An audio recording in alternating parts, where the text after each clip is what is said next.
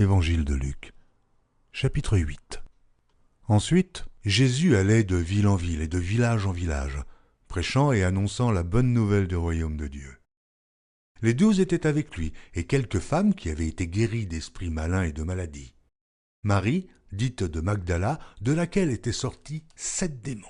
Jeanne, femme de Chuza, intendant d'Hérode, Suzanne et plusieurs autres qui l'assistaient de leurs biens. Une grande foule s'étant assemblée et des gens étant venus de diverses villes auprès de lui, il dit cette parabole. Un semeur sortit pour semer sa semence. Comme il semait, une partie de la semence tomba le long du chemin. Elle fut foulée aux pieds et les oiseaux du ciel la mangèrent. Une autre partie tomba sur le roc.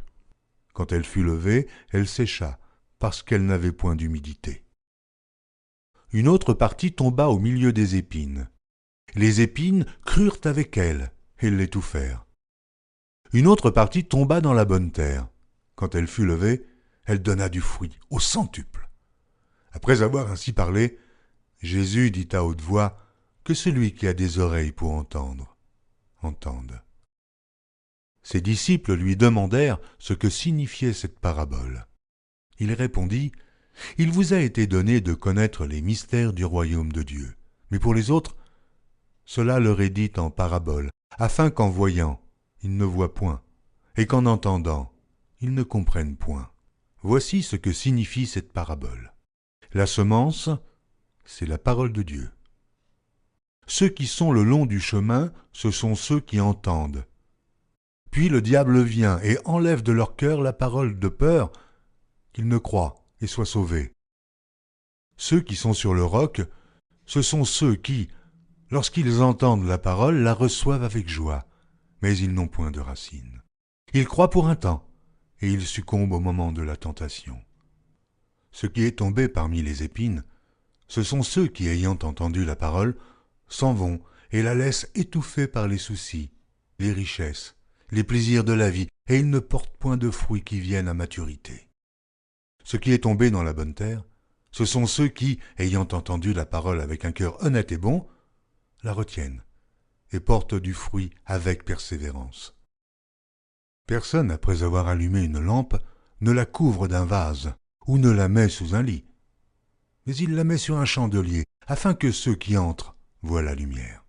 Car il n'est rien de caché qui ne doive être découvert, rien de secret qui ne doive être connu et mis au jour.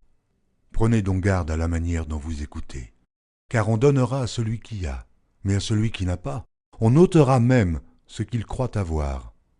La mère et les frères de Jésus vinrent le trouver, mais ils ne purent l'aborder à cause de la foule. On lui dit, « Ta mère et tes frères sont dehors, et ils désirent te voir. » Mais il répondit, « Ma mère et mes frères, ce sont ceux qui écoutent la parole de Dieu et qui la mettent en pratique. » Un jour, Jésus monta dans une barque avec ses disciples. Il leur dit, « Passons de l'autre côté du lac. » Et ils partirent. Pendant qu'ils naviguaient, Jésus s'endormit. Un tourbillon fondit sur le lac. La barque se remplissait d'eau et ils étaient en péril. Ils s'approchèrent et le réveillèrent en disant, « Maître, Maître, nous périssons !» S'étant réveillé, il menaça le vent et les flots, qui s'apaisèrent, et le calme revint. Puis il leur dit, « Où est votre foi ?» Saisis de frayeur et d'étonnement, ils se dirent les uns aux autres, « Quel est donc celui-ci qui commande même au vent et à l'eau, et à qui ils obéissent ?» Ils abordèrent dans le pays des Géraséniens, qui est vis-à-vis de la Galilée. Lorsque Jésus fut descendu à terre, il vint au-devant de lui un homme de la ville, qui était possédé de plusieurs démons. Depuis longtemps, il ne portait point de vêtements, et avait sa demeure non dans une maison, mais dans les sépulcres. Ayant vu Jésus, il poussa un cri, se jeta à ses pieds, et dit d'une voix forte, « Qu'y a-t-il entre moi et toi, Jésus, Fils du Dieu Très-Haut?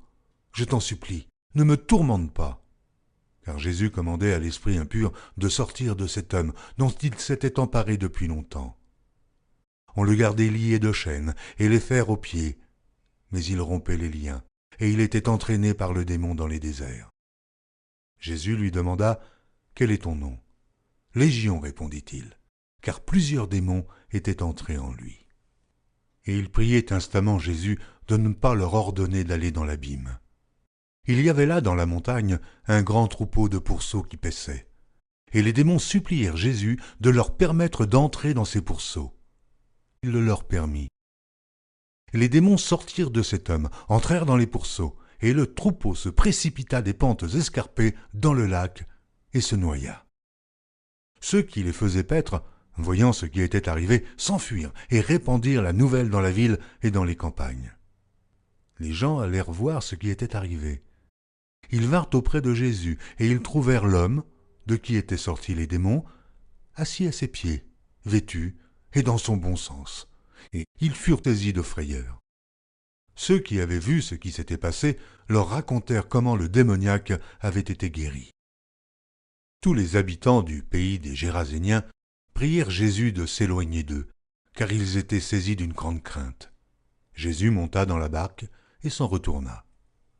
L'homme de qui étaient sortis les démons lui demandait la permission de rester avec lui, mais Jésus le renvoya en disant « Retourne dans ta maison et raconte tout ce que Dieu t'a fait. » Il s'en alla et publia par toute la ville tout ce que Jésus avait fait pour lui. À son retour, Jésus fut reçu par la foule, car tous l'attendaient. Et voici, il vint un homme nommé Jaïrus, qui était chef de la synagogue. Il se jeta à ses pieds et le supplia d'entrer dans sa maison, parce qu'il avait une fille unique d'environ 12 ans qui se mourait. Pendant que Jésus y allait, il était pressé par la foule. Or, il y avait une femme atteinte d'une perte de sang depuis 12 ans, et qui avait dépensé tout son bien pour les médecins sans qu'aucun ait pu la guérir. Elle s'approcha par derrière et toucha le bord du vêtement de Jésus. Au même instant, la perte de sang s'arrêta. Et Jésus dit « Qui m'a touché ?» Comme tous s'en défendaient, Pierre et ceux qui étaient avec lui dirent « Maître, la foule t'entoure et te presse, et tu dis « Qui m'a touché ?»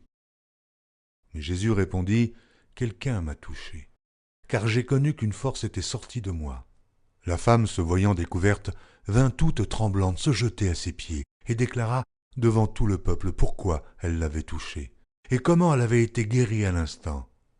Jésus lui dit « Ma fille, ta foi t'a sauvée, va en paix. » Comme il parlait encore, survint de chez le chef de la synagogue quelqu'un disant « Ta fille est morte, n'importune pas le maître. » Mais Jésus, ayant entendu cela, dit au chef de la synagogue « Ne crains pas, crois seulement, et elle sera sauvée. » Lorsqu'il fut arrivé à la maison, il ne permit à personne d'entrer avec lui, si ce n'est à Pierre, à Jean et à Jacques, et au père et à la mère de l'enfant.